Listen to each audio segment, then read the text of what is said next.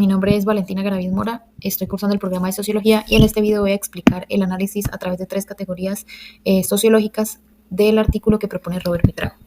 Entonces, las categorías que yo elegí fueron la lucha de clases por Marx, porque de alguna manera ese marxismo sirve como base teórica e ideológica para poder entender un poquito la visión del grupo de las FARC.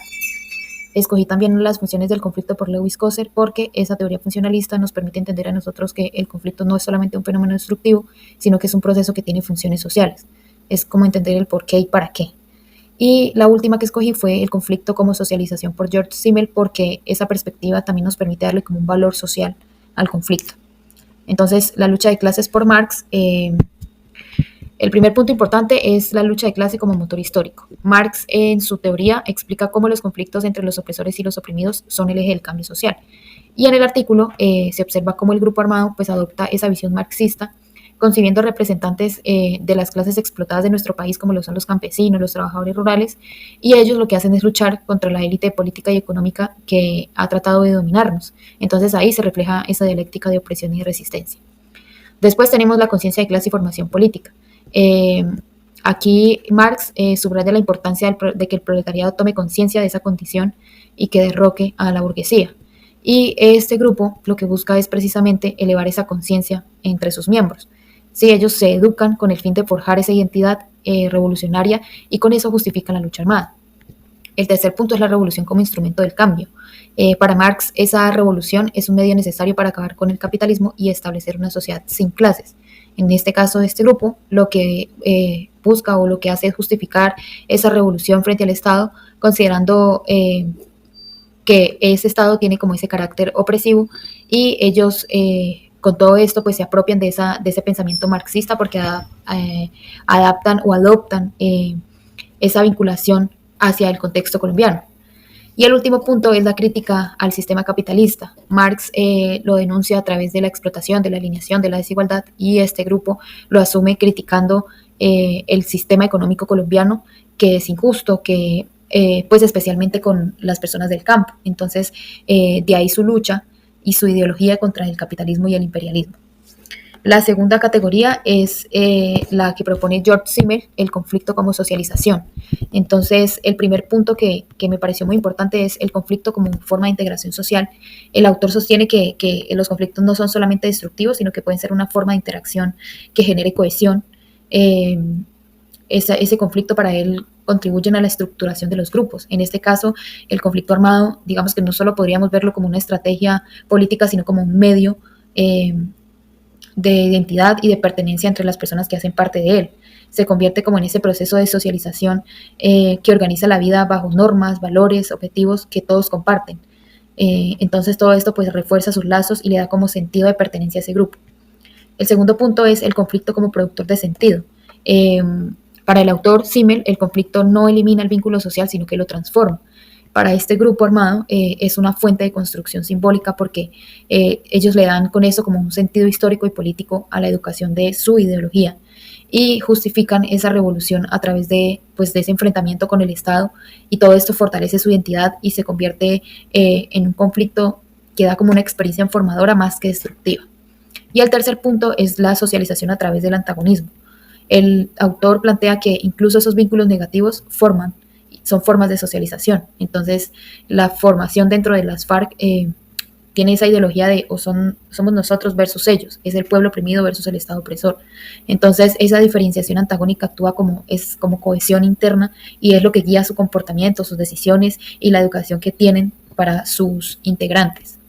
Y la última categoría que escogí es la de Lewis Coser, que son las funciones del conflicto.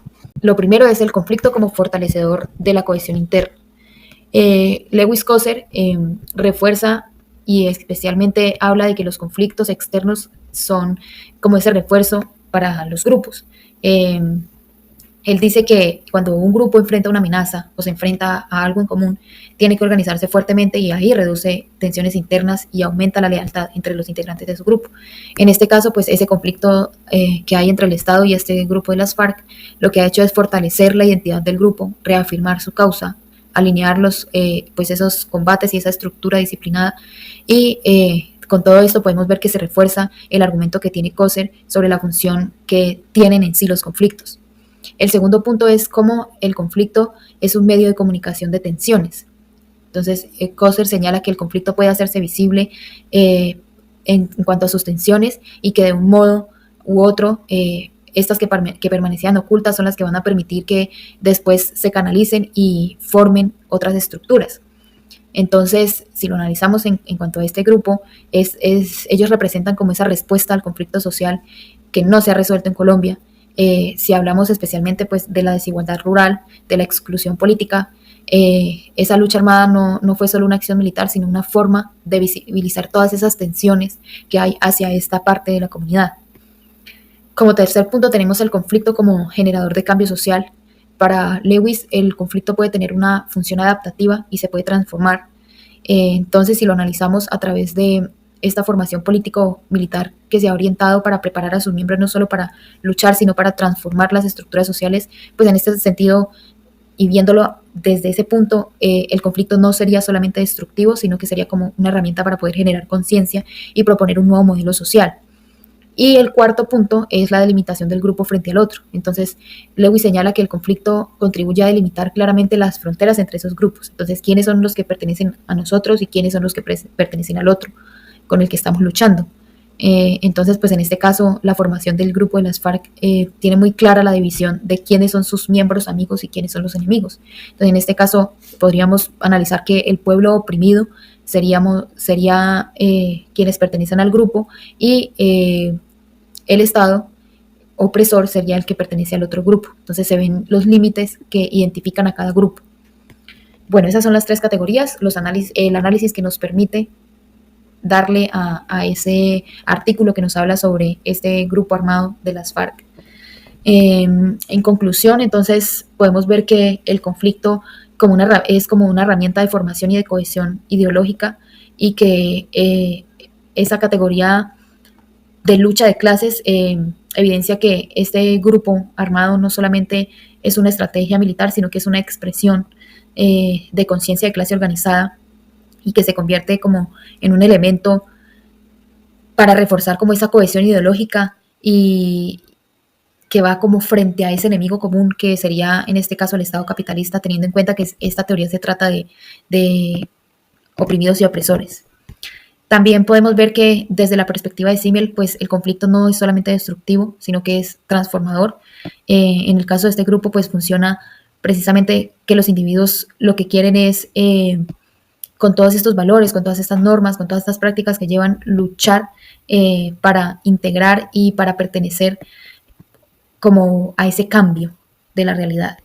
Y la última conclusión es que teniendo en cuenta las funciones del conflicto que plantea Coser, este conflicto armado, más que ser solamente un fenómeno de violencia, se desempeña como un papel fundamental para poder visibilizar y dejar que la gente note cuáles son las tensiones sociales profundas, cuáles son las desigualdades que hay, cuál es la exclusión y qué está haciendo el poder para finalmente y en algún punto llegar a transformar todas estas estructuras sociales y que se vea algo realmente positivo.